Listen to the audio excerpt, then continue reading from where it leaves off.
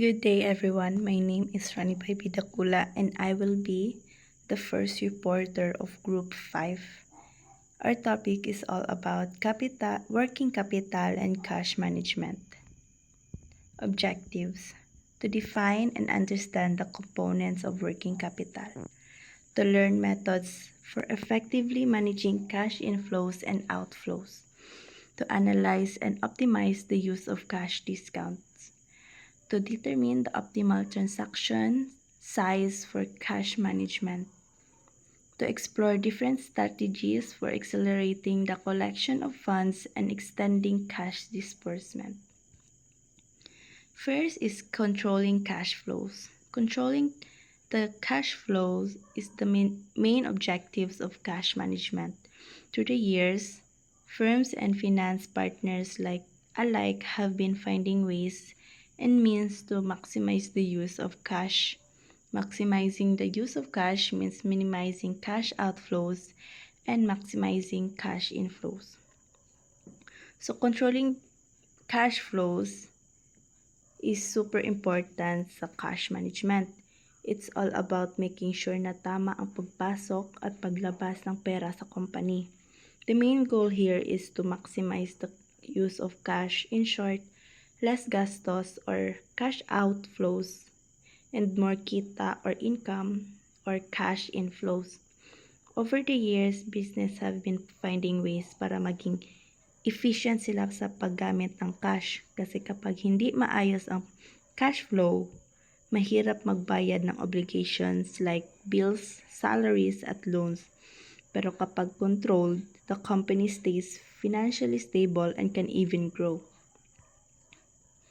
The following tools may be used for controlling cash flows: synchronizing cash flows on payments and collections, extending cash payments, availing of cash discounts, and optimum transaction size.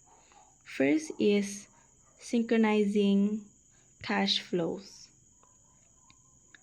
Synchronizing cash flows. This is a process in which the cash inflows coincide with outflows. A synchronized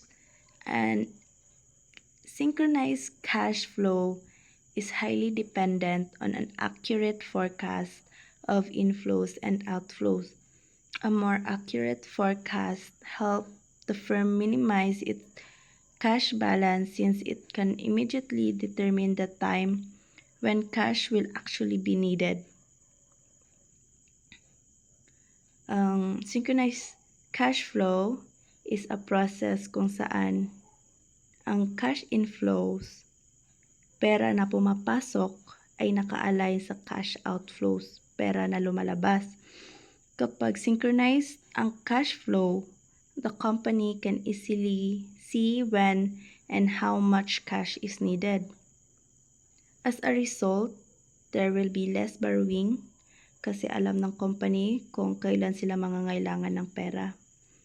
Lower interest expense, less utang means less bayad sa interest, and maximize profit, mas organize ang cash flow, mas efficient ang operation. Second is float and distribution.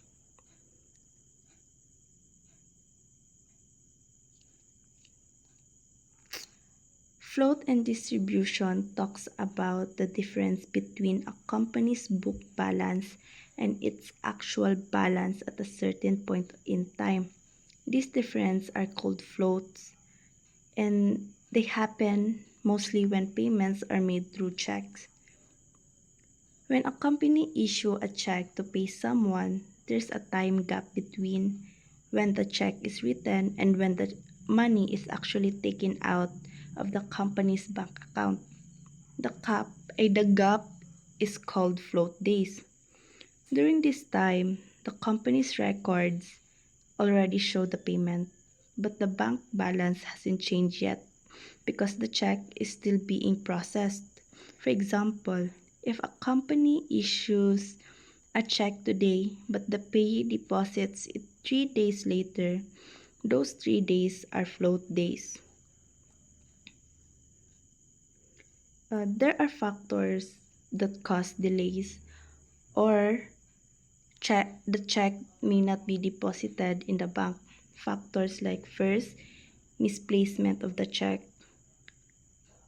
Second, technical errors or mistakes in processing.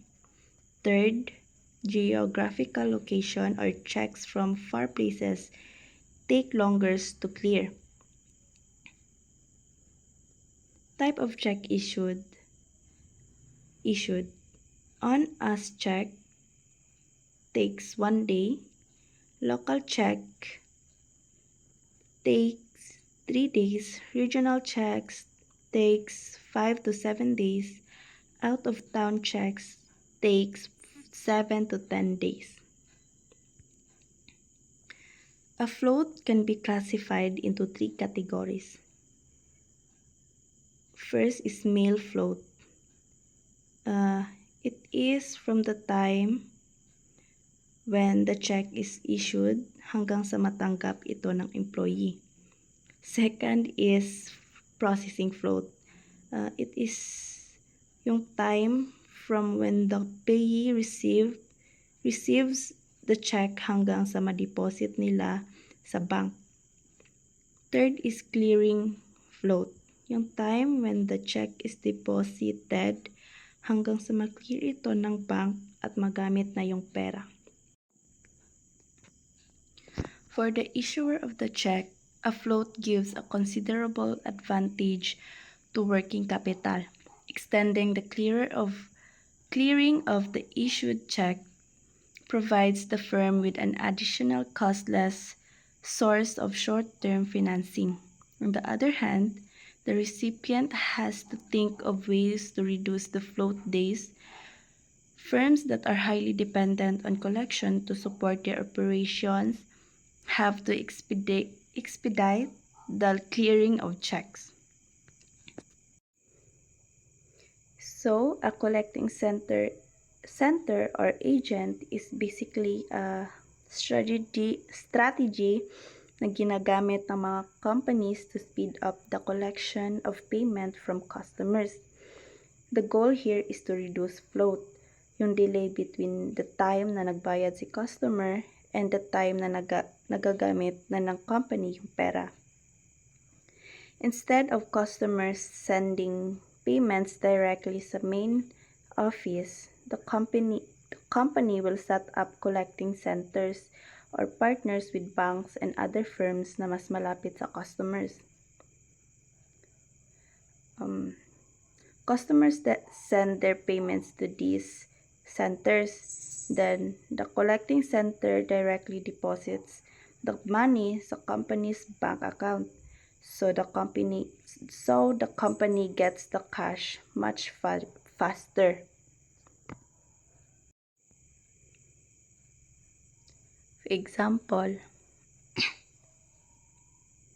For example, Cunanan Corporation has an agreement with Rizal Commercial Bank Corporation or RCBC to collect 3 million a day in exchange for a compensating balance of 1 million.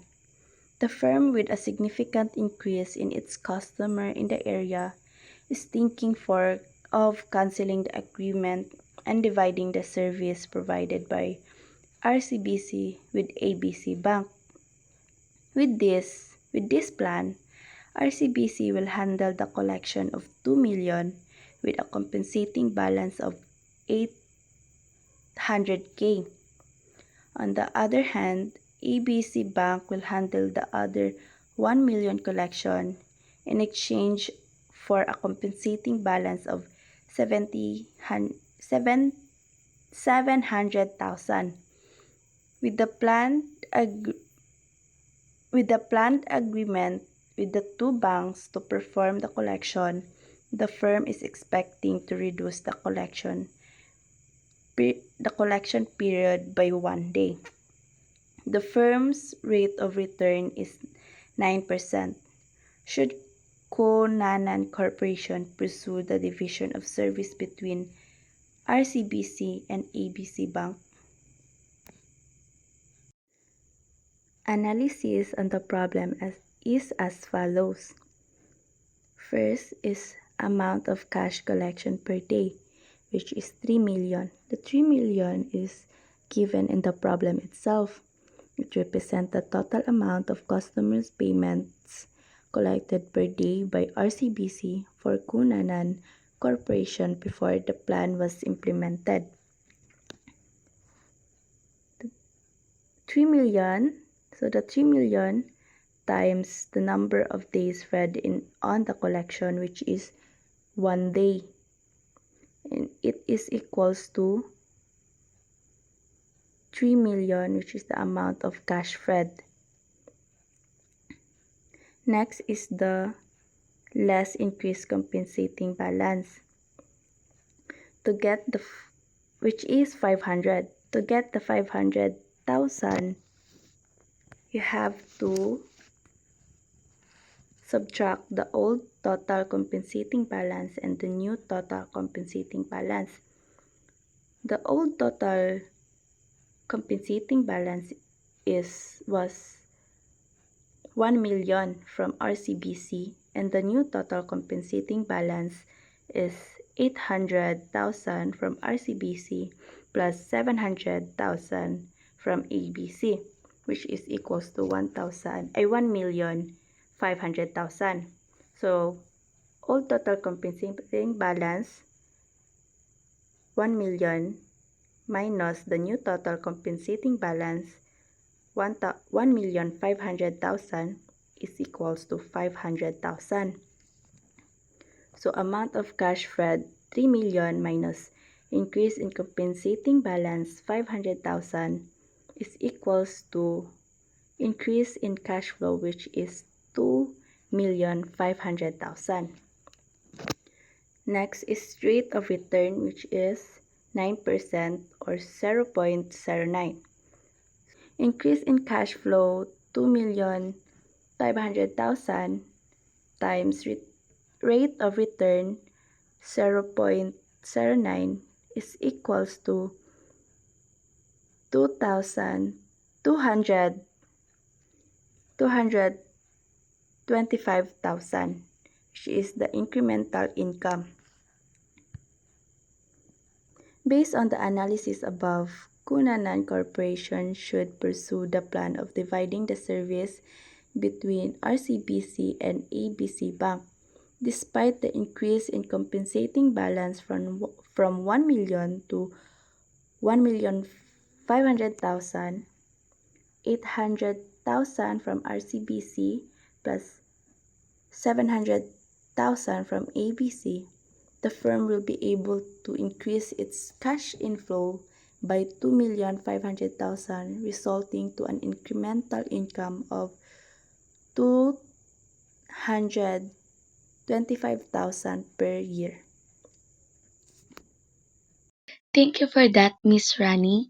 So, I am Mariah Nieva Alpampag, and now let's proceed to the second one, which is the lockbox system. Meaning, your company has its own PO box number. It's like a mailbox, but for the business. This PO box is rented at the post office. This is where all the payments from your customers will go. Usually, the banks are the ones who take care of the lock boxes. So, how will it work? A bank employee will go to the post office to get the checks and payments from the PO box, then directly deposit them into your or the business account. There are many things to think about, like how big the payments are, how many payments come in per day before you choose a location. This system is not free, no matter who offers it. Siyempre because kailangan din ng mga manpower, systems, and other materials to make it work. So, di siya pwede na libre lang. So, if a company wants to use this system, they need to think about how much is the cost to avail it.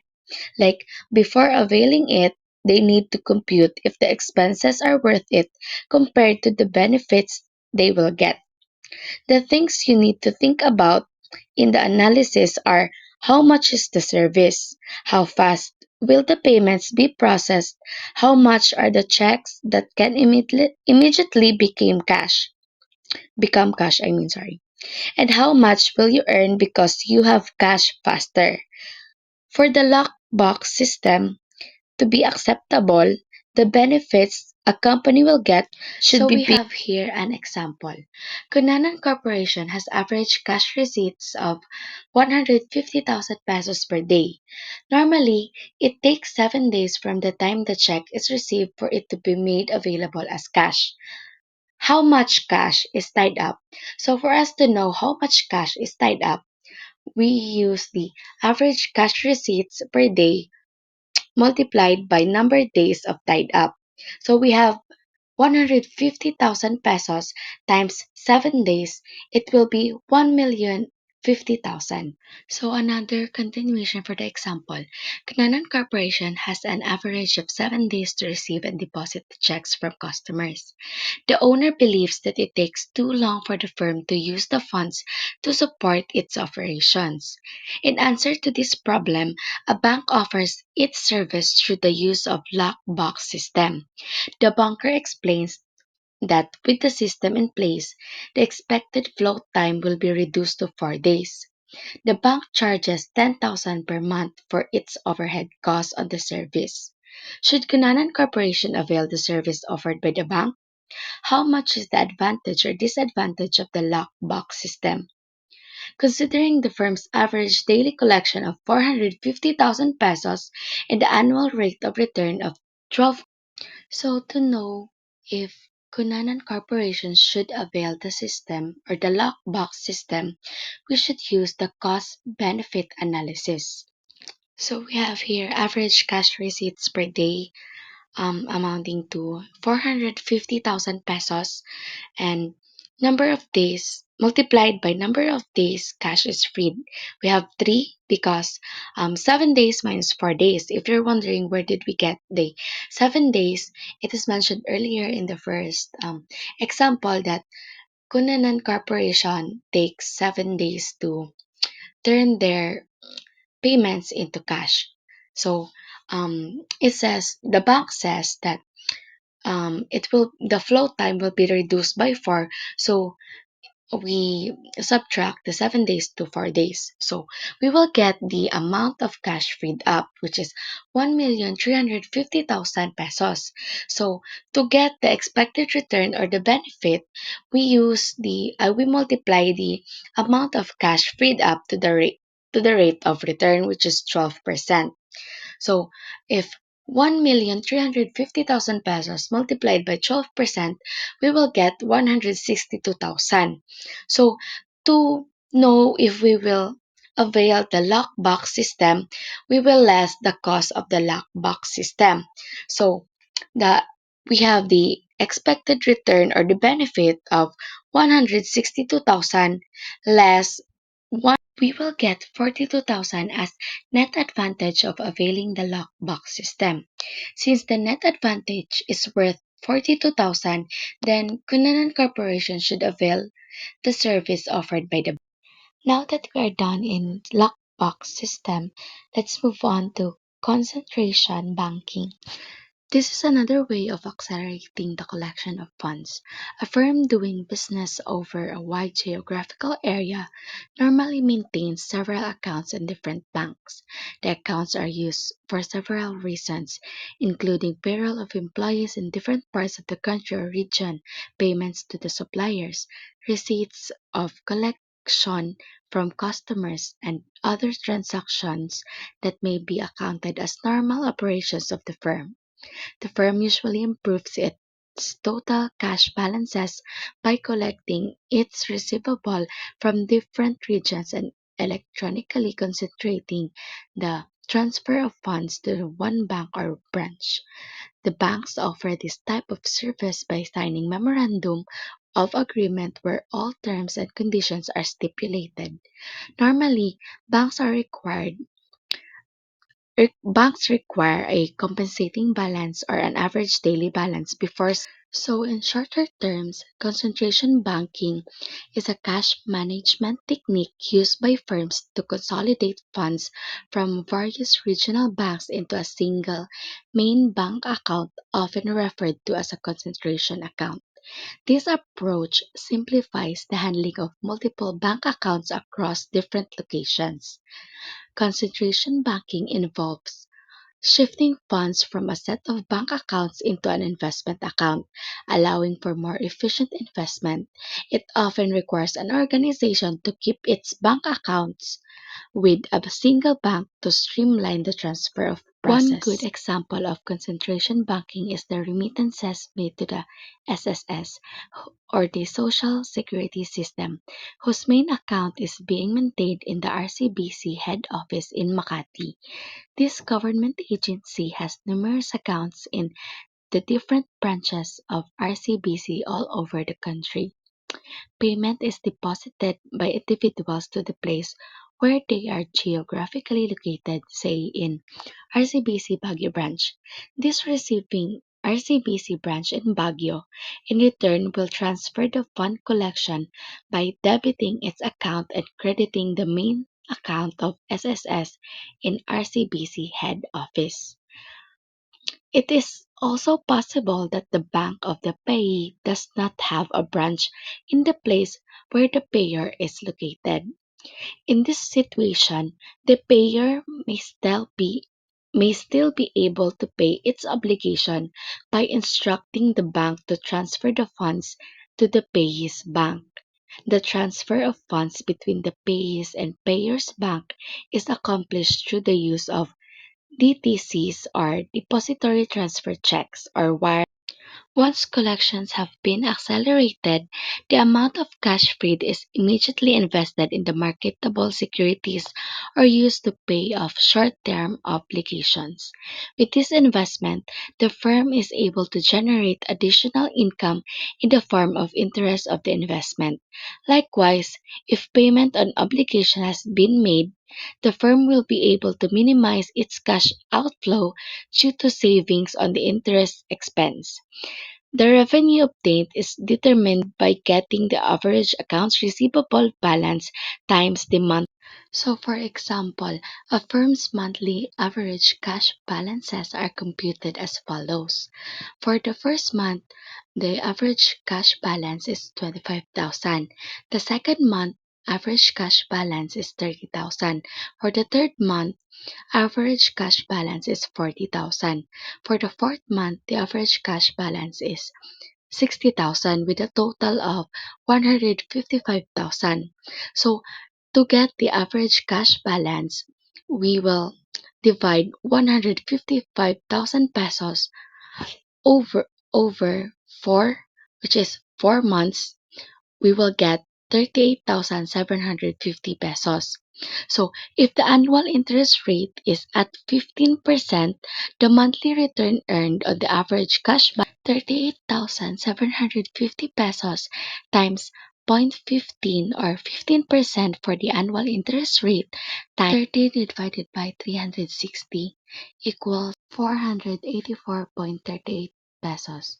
Sorry guys, error lang yan siya. Bali, isang point lang yun. It should be noted that in considering the system in accelerating funds, the benefits on freed cash should be more than the cost of the system. In addition, the finance manager must be knowledgeable about the bank's policy on availability of the funds, where the company receipts are coming from, and the ways and means for checks to be received immediately. At present, banks are fully aware of the needs of clients to accelerate the collection of their receivables. With a thriving market, competition is stiff among banks, especially in designing services that cater to various needs. Products and services are becoming better and faster in minimizing the float on the collections of funds. A cash management specialist is also employed by large commercial banks for designing arrangements to accelerate collections. Electronic data processing, or the ADP departments, are also established among banks to help design a program that would help reduce, if not eliminate, floats on the collections. In recent years, the ADP already played a significant role in concentration bank. Products and services continue to improve to serve the needs of the growing numbers of customers. Clearly, reducing floats among firms is important to support the operations of the company. Thus, a firm only needs to explore which banks or other financial institutions needs. Extending cash disbursement sa cash management, may dalawang sides ang pagpasok ng pera, cash inflow at ang paglabas ng pera, cash outflow. Ang una nating pinag-usapan ay ang cash inflow o kung paano mapapabilis ang pasok ng pera para may magamit ang kumpanya at para kumita sa perang na free up. Ang susunod naman, ang cash outflow, ay tungkol sa kung paano natin mapapatanggal ang pagbayad natin sa mga obligasyon simula sa araw na matanggap natin ang billing statement. Next is stretching payables, good or bad. Ang isang obvious na paraan para mapatagal ang paglabas ng pera ay ang stretching payables or ang pagpapaliban ng pagbabayad sa mga suppliers. Pero may disadvantage din ito. Sa isang punto, kapag paulit-ulit mo ginawa, pwede mong mainip ang mga suppliers at putulin ang credit line mo. Kaya kahit ginawa ito ng maraming kumpanya, laging may risk na mawalan sila ng creditors. Kaya ang pinakamagandang practice ay bayaran ang obligasyon sa mismong due date na napagkasunduan. Gamitin mo muna ang pera hanggang sa maturity date nito. So, may mga suppliers naman na nagbibigay ng cash discount sa mga buyers na magbabayad ng mas maaga. Kung balak mong samantalahin ang discount na ito, kailangan mo munang mag-conduct ng cost-benefit analysis para malaman kung sulit ba talaga. So, halimbawa, mas malaki ba ang matitipid mo sa discount kaysa kikitain mo kung ginamit mo muna ang pera sa ibang paraan? Sa playing the float, sinasamantala ng mga kumpanya ang delay ng bank clearing system.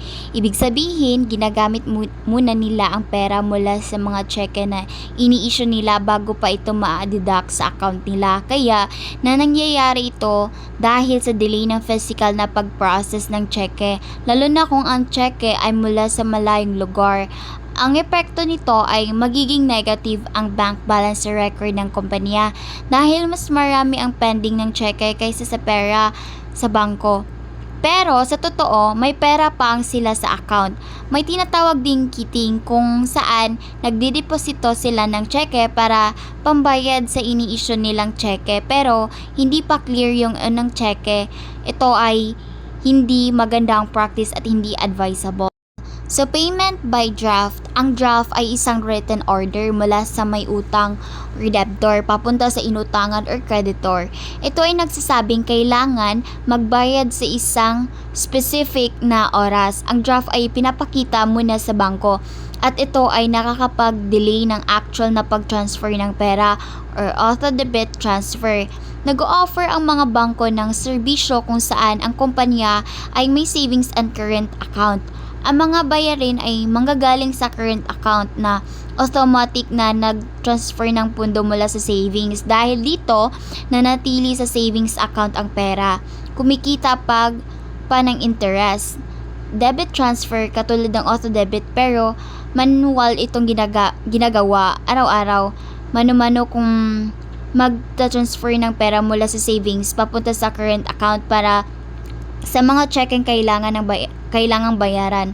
So, nakakapag-delay ito ng paglabas ng pera hanggat hindi pa sigurado ang eksaktong halaga ng kailangan. Next, stretching of payables. Ito ay ang pagpapaliban ng pagbayad sa mga suppliers o inutangan. So, karaniwan itong ginagawa pero mahalaga na hindi lalampas sa limitasyon na katanggap-tanggap sa kanila. Sa example ng payment by draft, ang draft ay parang cheque pero mas matagal mag-clear. So example, si Company A ay may utang kay Company B. Nag-issue si Company A na nag-draft ng babayaran si Company B sa future date para makuha ni Company B ang pera. Kailangan muna niyang i-present ang draft sa bangko ni Company A dahil sa prosesong ito, nagde-delay ang paglabas ng pera ni Company A na parang nagagamit pa niya ito for a few more days. Next is auto-debit transfer. So, ito ay isang automatic na sistema na ginagamit para sa pagbabayad. Example is may savings account at current account sa company C. Ang mga cheque na ini-issue niya ay mula sa current account, pero may set up siya na kapag may cheque na kailangang bayaran, automatic na kukuha ng pondo ang current account mula sa savings account. Sa ganitong paraan, ang pag-bulk ng pera ni Company C ay nananatili sa savings account kung saan ito ay kumikita ng interest imbes na nakatanggal lang sa current account. Example naman sa debit transfer is si Company D ay nag-issue ng maraming cheque para hindi maubos agad ang pera sa current account. Hinahayaan niya muna ang pera sa savings account kapag may dumating na mga cheque na kailangan bayaran. Mano-mano siyang mag-transfer ng eksaktong halaga mula sa savings papunta sa current account sa bawat manual transfer na dinidelay ang paglabas ng pera. Example naman ng stretching of payables is si Company E ay may utang na 10,000 pesos sa isang supplier na dapat bayaran sa loob ng 30 araw. Imbes na bayaran ito sa loob ng 15 araw, hintayin niya ang 25th day bago siya magbayad sa mga extra na araw na yun. Nagagamit pa niya ang 10,000 pesos para sa ibang bagay tulad ng pagbili ng supplies na mas kailangan. Ang mahalaga, huwag itong gawin palagyan hanggang sa mawala ng tiwala ang supplier. Next is the centralization of disbursement. So, ang ibig sabihin nito ay ginagawa sa isang lugar ang lahat ng pagbabayad ng kumpanya. Like, for example, imbis na ang bawat department, sales, marketing, HR, ay mag-issue ng sarili nilang cheque para sa mga gastusin. Ang lahat ng bayarin ay ipinapadaan sa finance department. Sa ganitong paraan, mas madaling mamonitor ng finance ang mga bayarin. Masisiguro na on time ang pagbabayad sa mahalagang utang at maaari nilang i-delay ang mga bayarin na pwedeng ipagpaliban. Use of statistics to predict check amounts. So, ginagamit ng mga kumpanya ang mga dating datos o records nila para tansyahin kung magkano ang kailangan nilang pera sa account. Like, for example, is para sa payroll, alam ng kumpanya na bawat 15th or 30th na buwan ay may ilalabas silang mga cheque. Tinitingnan nila ang payroll records na nakaraang buwan o taon para malaman ang average na halaga ng kailangan sa halip na mag-iwan sa sobrang daming pera sa payroll account. So, naglalagay lang sila ng sapat na pondo based sa kanilang prediction. Sa ganitong paraan, ang natitirang pera ay magagamit pa sa ibang bagay. So, the example shows that instead of having the entire payroll of 5,250,000 in the checking account on payday, so a company can stagger the deposit based on when checks are expected to clear. This allows the firm to invest the remaining money and earn interest. So, the first 5 days salary day 2, day 5. So the company knows that only 50% of the payroll checks will be represented for payment within the first 5 days. So this means the other 50% can be invested. So amount to invested is 5,250,000 times 50%. So equals is 2,625,000. So ang time period niya is 5 days. So, ang interest rate is 12% per annum. So, the calculation for the incremental income is 2,625,000 pesos times the 12% per annum. Then, times na naman siya sa 5 days, divide 360 days per year. So, ang equals niya is 4,375 pesos.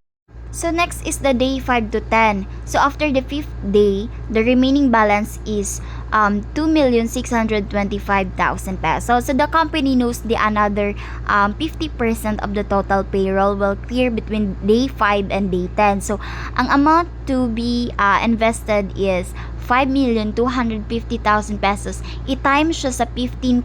So, ang equal niya is 787,500 pesos. So, ang time period niya is 5 days from day 5 to day 10. So, ang interest rate is 12% per annum. So, ang iyang calculation is for the incremental income is 787,500 pesos times 12% per annum times 5 days. I-divide na siya sa 360 days per year. So, equals is 1,312.50 pesos.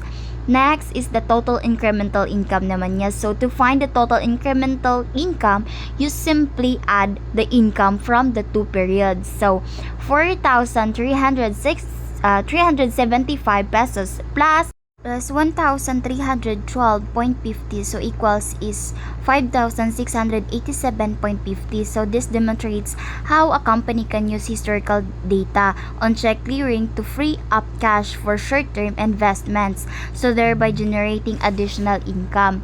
So the document shows how to calculate the incremental income earned from the interest on the money that isn't immediately disbursed. So incremental income for first 5 days is the company knows that 50% of the checks will be cash within the first 5 days. So this means 50% of the total payroll. So 2,625,000 is held in the interest-bearing account. So ang yung calculation is 2,625,000 times 12% times 5 and i-divide siya sa 360. So equals is 4,375. So noted na ang formula uses is 360 day a year. So a common practice in financial calculations, incremental income for the next 5 days or day 5 to 10. So, after the initial 5 days, another 15% naman siya of the payroll or 787,500. So, ang expected to clear. So, this means the company still has this amount earnings interest for the next 5 days. So, 787,500 times 12% times 500 times 5 divide sa 360, so equals is 1,312.50. So, cost of foregoing cash discount is, ang cash discount ay isang discount na binibigay ng supplier sa buyer kung magbabayad sila ng maaga.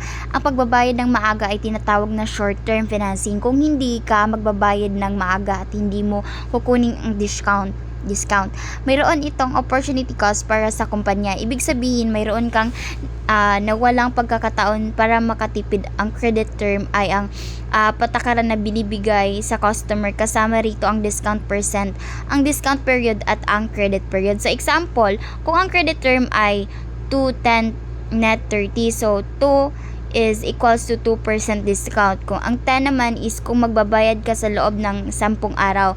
Net 30, ang buong halaga ay due sa ika-30 araw.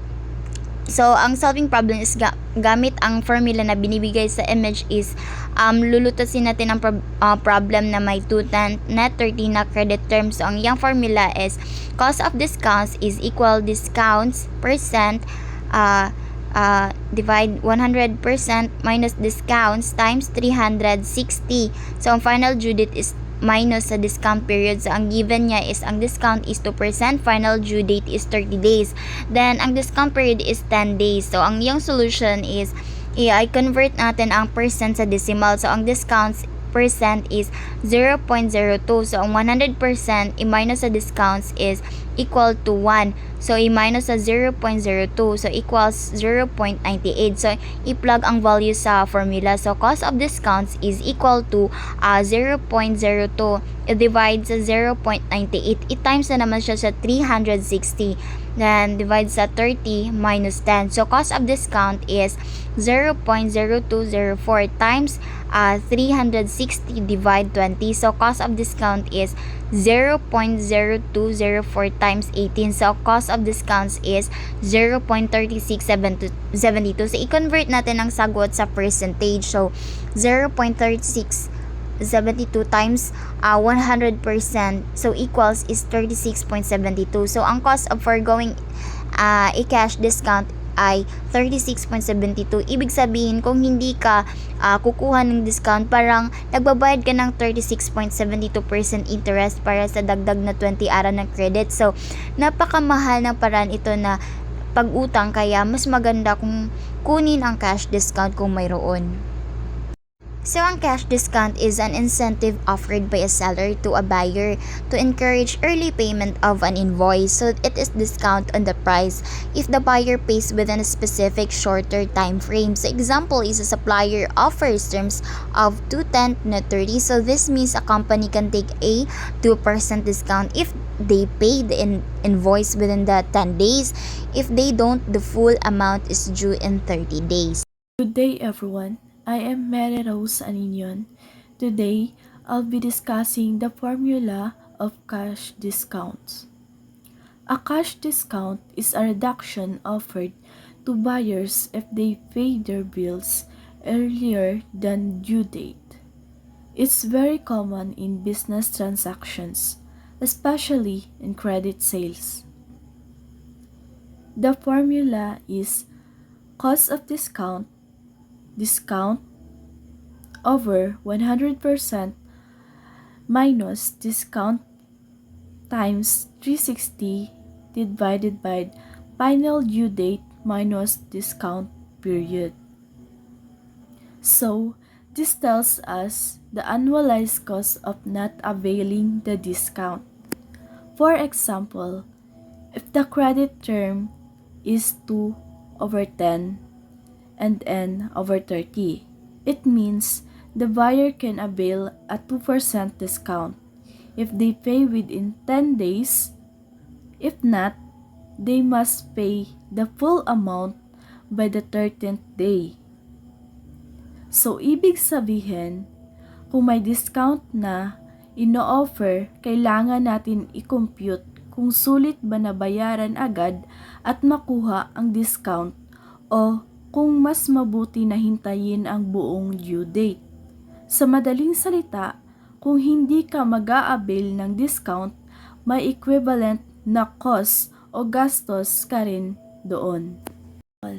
Cost of discounts equals 2.5% over 100% minus 2.0% times 360 divided by 30 minus 10. So, if the term is 2.5/10 and n/30, cost of discount equals 2.5% divided by 100% minus 2.5% times 360 divided by 30 minus 10 is equals to 36.73%. So this means that if we don't avail the discount, it's like paying an effective cost of 36.73% annually. So, it can be ascertained that the cost of discount, if not availed of, will cost the firm 36.73%. The cost of discount foregone declines as the net period becomes longer in relation to the discount period. So, napakalaki nito. Mas mabuti na bayaran agad at kunin ang discount kaysa magbayad ng parang interest na halos 37% per year. So, pangalawang halimbawa, cost of discounts equals 2% over 100% minus 2% times 360 divided by 45 minus 10 is equals to 21%. So, in this term is 2.2/10 and n/45. Cost of discount is equals to 2% divided by 100 minus 2% times 360 divided by 45 minus 10 is equals to 21%. So, dito naman, bumaba yung cost kasi mas mababa ang credit period. Pero, 21% pa rin ang magiging parang interest kung hindi ka nag-avail ng discount. So, when to avail of discount? Before availing of the cash discount, the firm should conduct a cost-benefit analysis first. Thus, if the borrowing rate in the market is greater than the cost of the discount, then it will be better not to avail of the cash discount. On the other hand, if the borrowing rate is less than the cost of discount, it will be better for the firm to take advantage of the cash discount. So, the rule is simple. If the borrowing rate is in the market is greater than the cost of discount, then don't avail it. But if the borrowing rate is lower than the cost of discount, then it's better to avail. So, kung mas mababa ang interest rate sa bangko kaysa sa cost ng discount, mas mabuti na umutang at bayaran agad para makuha ang discount. Example, ABC company is considering the discount on the credit term offered by the supplier. The terms are 4/10 and N/60. At the same time, the term is offered. The borrowing rate in the market is 12% per annum. Should ABC company avail of the discount offered? The analysis will be as follows. So, ABC company is offered term 4/10 and N/60. The borrowing rate is 12% per annum.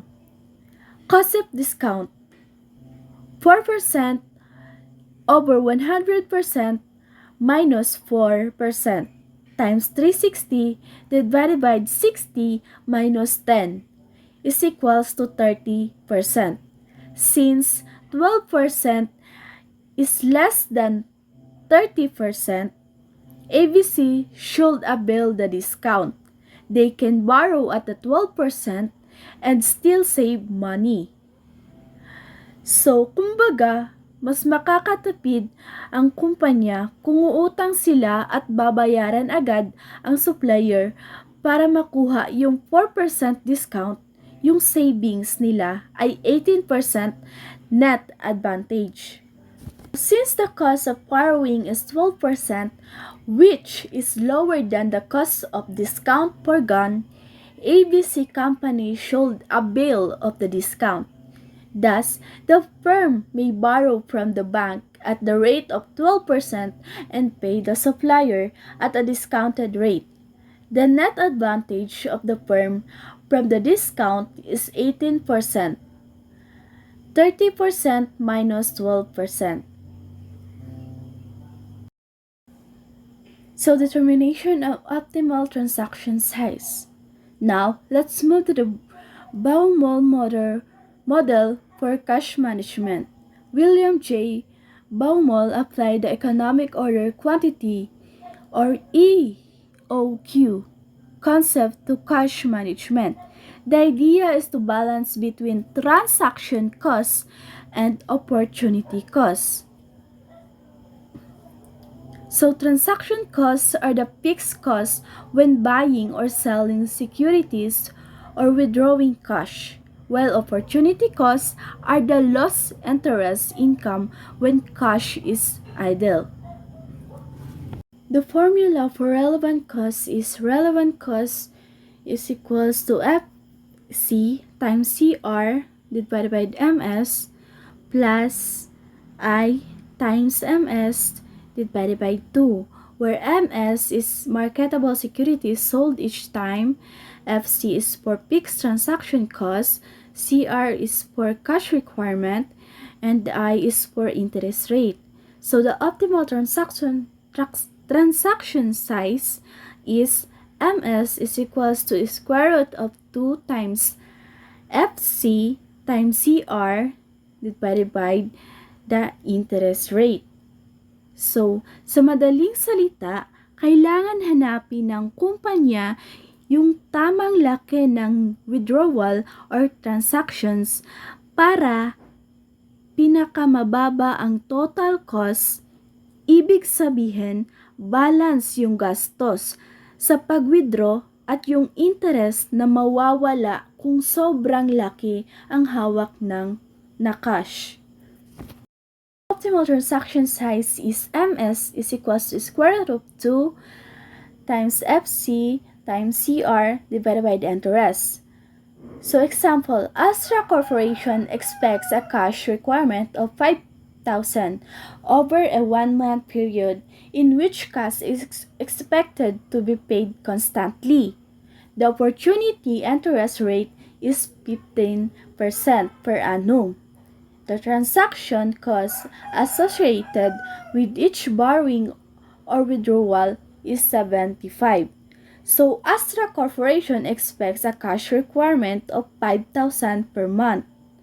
Opportunity interest rate is 15% per annum, while the transaction cost per withdrawal is 75 pesos.